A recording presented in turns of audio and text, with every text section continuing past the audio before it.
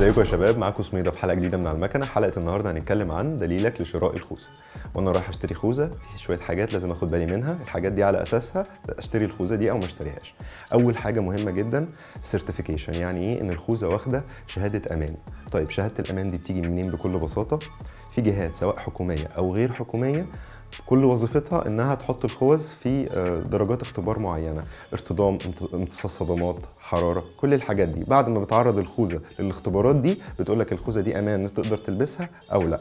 طيب اشهر 3 شركات او 3 جهات بتعمل اختبارات الامان دي او تي، اي سي اي، وشنل. دي او تي واي سي اي دي جهات حكوميه، دي او تي دي تبع الحكومه الامريكيه، واي سي اي ده تبع الاتحاد الاوروبي، وشنل دي منظمه خاصه اتاسست سنه 1957. اول سيرتيفيكيشن هنتكلم عليها النهارده هي دي او تي، Department of Transportation. دي معايير خاصه بالولايات المتحده الامريكيه، ودايما هنلاقي تحتيها مكتوب تحت اللوجو كده مكتوب اف ام في اس اس 218. اف ام في اس اس دي اختصار لفيدرال موتور فييكل سيفتي ستاندرد. تمام. طيب معايير الامان دي بتوصل لدرجه ان انت ممكن تبقى ماشي في الشارع، ضابط البوليس يوقفك يقول لك بعد اذنك اقلع الخوذه، يبص على الخوذه ويتاكد انها مطابقه لمعايير الامان مش مضروبه. لو لقاها مش مطابقه لمعايير الامان ممكن يديك مخالفه. يا رب نوصل المرحله دي في مصر. نيجي لتاني سيرتيفيكيشن معانا هي الاي سي اي، ايكونوميك كوميشن فور يوروب. دي متطبقه في اكتر من 47 دوله اوروبيه، بتتشابه في حاجات كتير جدا مع الدي او تي، زي مثلا زاويه الرؤيه تبقى 105 مينيمم. تاني حاجة هما برضو بيعملوا اختبارات ارتطام واختبارات امتصاص صدمات، بيبصوا على الخوذة، بيبصوا على قوة تحملها. بيتميزوا في ايه عن الدي او تي؟ ان الناس دي ممكن بعد الخوذة ما تاخد السيرتيفيكيشن ينزلوا السوق ياخدوا عينة عشوائية من اللي بتتباع للجمهور ويعيدوا عليها الاختبارات تانية عشان يتأكدوا ان المصنع ماشي صح وتمام. تالت سيرتيفيكيشن معانا النهاردة هي شنل. دي منظمة خاصة اتأسست عام 1957 وبرضو بتعمل نفس الاختبارات ونفس الفكرة كلها. طيب انا النهارده اشتري خوذه سيرتيفايد شنل ولا دي او تي ولا اي سي اي؟ في خوذ بتبقى سيرتيفايد الاثنين، يعني تلاقي خوذه مكتوب عليها دي او تي واي سي اي، دي طبعا ممتازه لا غبار عليها. اي واحده من الثلاثه هي كويسه ومحترمه، اهم حاجه تتاكد انت بتشتري الخوذه منين وانها فعلا اوريجينال وسيرتيفايد من الشركات دي. طيب خلينا نقول ان في خوذ كتيره جدا وبتحصل بيبقى عليها الستيكر بتاع الدي او تي وهي مش اوريجينال، مضروبه. انا اعرف منين ده اوريجينال فعلا ولا لا؟ طيب دي او تي ديبارتمنت اوف ترانسبورتيشن دايما بيغير المعايير عشان بيلاقي ان في شركات بتضرب الستيكر ده، فدايما بيحاول يعلي المعايير بتاعته عشان ما يبقاش مضروب. طيب الليتست ايه؟ اخر معايير ايه؟ اول حاجه هو ما بيبقاش ستيكر، ما بيبقاش حاجه سهل ان انت تتشالها على ظهر الخوذه من ورا. هو يا بيبقى انجريفد يعني محفور ليزر مثلا، او مكتوب، او الستيكر نفسه بيبقى محطوط وعليه طبقه الورنيش او الكوتنج على الخوذه، يعني مستحيل يتشال. ده رقم واحد، دي اول حاجه تبص عليها، هل هو ستيكر سهل يتشال ولا حاجه محطوطه ما ينفعش تتشال. نبص على الستيكر او الكلام اللي مكتوب على ظهر الخوذه من ورا، ده بيبقى مكتوب بالترتيب اللي انا هقول لك عليه ده، وده مهم جدا. الترتيب ده لو اختلف غالبا الخوذه دي مش هتبقى اوريجينال او مش هتبقى سيرتيفايد من دي او تي. اول حاجه بيبقى اسم المصنع واسم الموديل بتاع الخوذه، ده رقم واحد. رقم 2 بيبقى مكتوب تحتيهم دي او تي.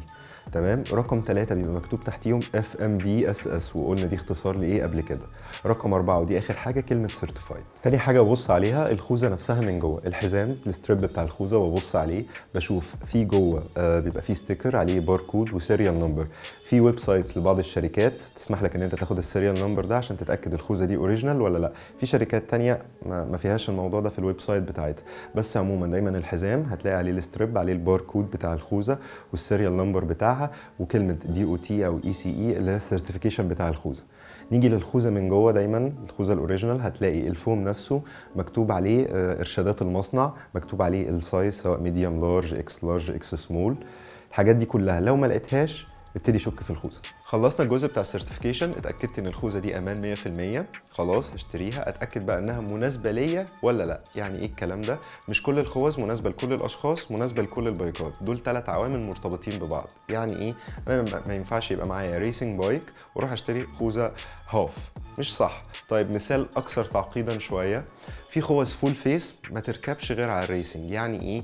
طول ما انت موطي الايروداينامكس بتاعتها مظبوطه، ما بتدخلش دوشه، ما بتدخلش هواء، وقفت راكب ستريت بايك هتلاقيها بتدخلك هواء ودوشه عاليه جدا.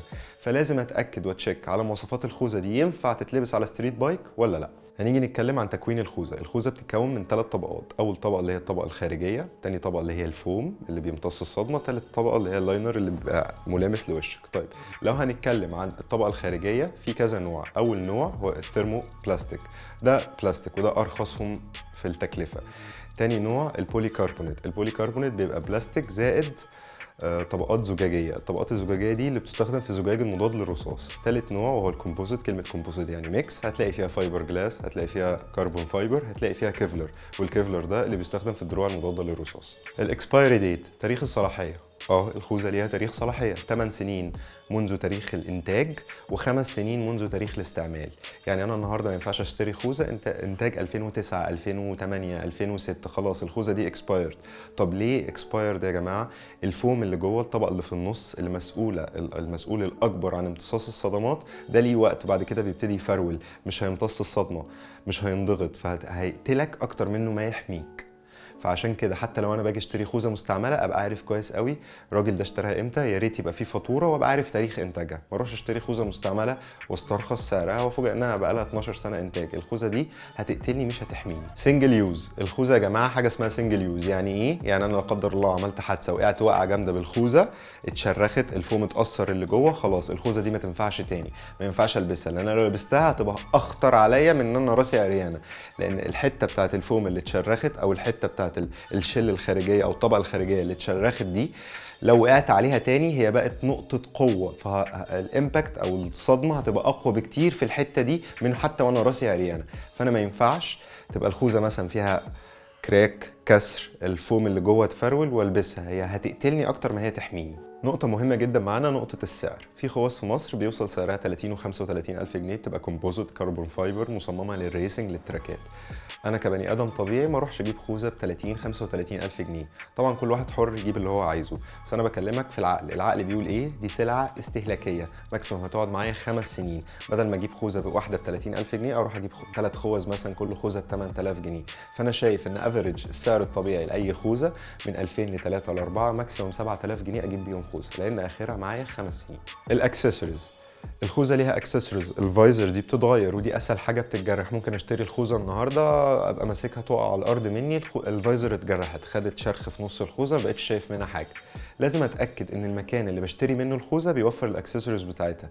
الاكسسوارز بتاعت الخوذه مش كتيره، هي الفايزر، ممكن تكون النضاره الشمس اللي جواها، ممكن يكون الحشو بتاعها، مش كتيره، بس لازم اتاكد ان المكان اللي بشتري منه بيوفرها، لان النهارده لو طلبت اوردر اولا هيكلف عليك وهيقعد وقت كبير جدا. لازم تتاكد المكان اللي بشتري منه بيوفر اكسسوارات الخوذه. شكل الراس بيضاوي، نص بيضاوي، في خوذ بتبقى من جوه بيضاويه كامله وفي خوذ نص بيضاويه كامله. لازم ابقى عارف شكل راسي وعلى اساسه اختار نوع وبراند الخوذه.